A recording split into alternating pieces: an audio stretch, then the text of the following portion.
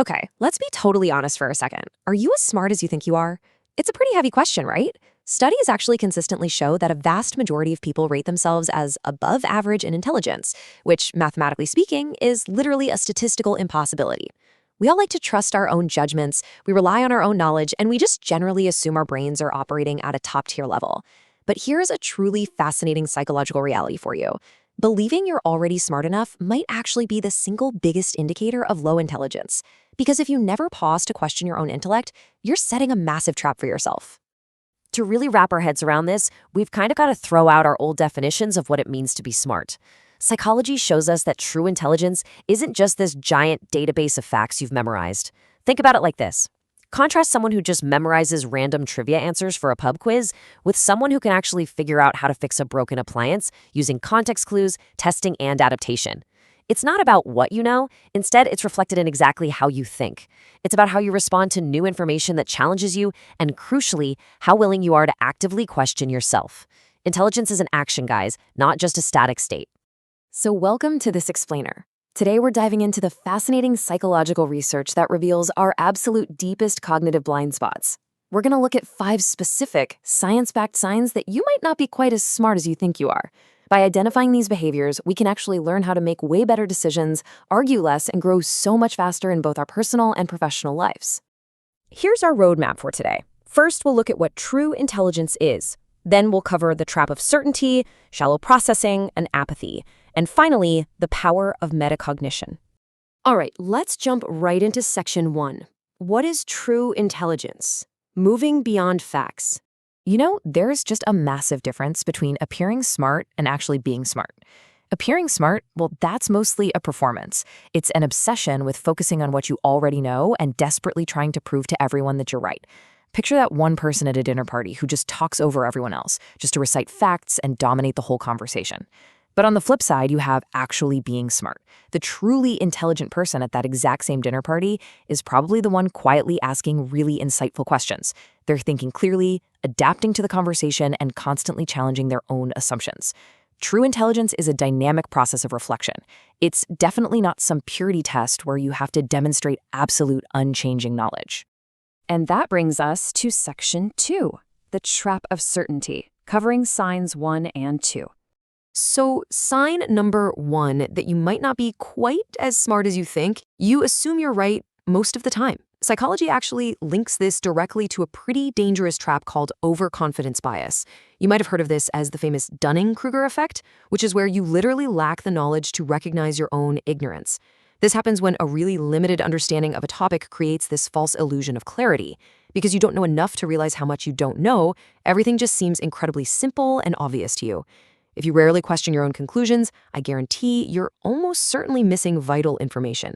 Just look at the stark contrast between these two types of minds. A highly intelligent person actually tends to doubt their own conclusions. They pause, they reflect, they actively look for holes in their own logic before they even speak.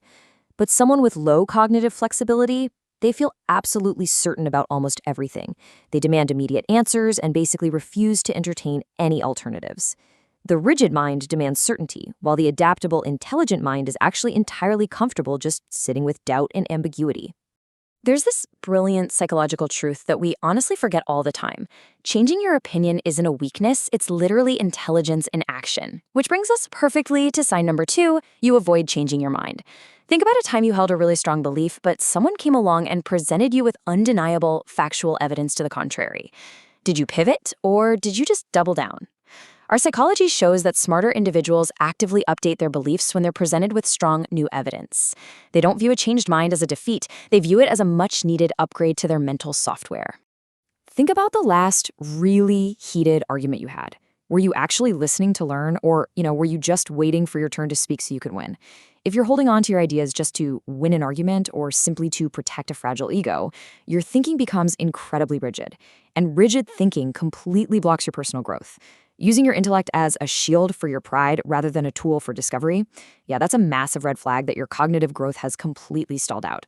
Moving right along to section 3, shallow processing and apathy, covering signs 3 and 4. Sign number 3 is when you oversimplify really complex things. Look, the world is rarely just black and white, but some folks constantly boil down these massive, multi-layered issues into super simple, absolute answers. If someone casually claims, say, all technology is bad, or they insist the global economy is actually super simple to fix, they are demonstrating shallow processing. They rely way too heavily on words like always or never, or they confidently declare things are just obvious. Real intelligent processing recognizes nuance. It actively explores the gray areas instead of just running away from them. Now, sign number 4 is a huge one. You don't ask questions. Believe it or not, curiosity is actually one of the strongest indicators of true intelligence. People who rarely ask why or how stay trapped at a very surface level of understanding. As we grow older, our adult egos, or sometimes just our fear of looking stupid, often completely suppress our natural curiosity. We want to look like we have it all figured out.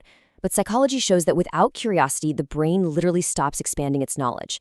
If you think you already know enough about a subject, you naturally stop learning about it. Your mental growth just freezes right in place. Okay, we've made it to our final section, the power of metacognition, and sign number 5. This brings us to the 5th and final sign, blaming absolutely everything on others. Constantly pointing the finger at external factors for every single failure. That shows a total lack of metacognition. And metacognition is this absolutely fascinating psychological concept. It's the ability to step outside of yourself, analyze your own behavior, and actually look inward. It is literally thinking about how you think. For example, metacognition is catching yourself getting furious in traffic, taking a deep breath, and asking yourself why you're reacting so intensely, instead of just raging at the driver in front of you. If you never look inward, you're never, ever going to improve. Now, obviously, everyone faces external challenges, right? Life is completely unpredictable. But continuously pointing the finger outward just proves you aren't using self-reflection to your advantage. When you choose external blame, you literally give away your own agency. You're handing over the control of your life to outside forces. True intelligence requires the immense humility to say, hey, I messed up, and here is exactly how I can analyze my own behavior to do much better next time. So, to quickly recap what we've covered today, here are the 5 major roadblocks to watch out for: overconfidence, rigidity, oversimplification, a lack of curiosity, and constant blame. It's incredibly important to realize that these aren't just minor little character flaws. They put a hard ceiling on your career, they ruin your personal relationships, and they cap your overall potential in life. They fundamentally limit your thinking itself. Because ultimately, the psychology makes one thing absolutely crystal clear. Sometimes, the biggest sign of low intelligence is simply not realizing it. It's lacking the self-awareness to see your own blind spots. Which leaves us all with one final, challenging question to reflect on as we end this explainer today. Are you honest enough with yourself to realize when you're not being smart?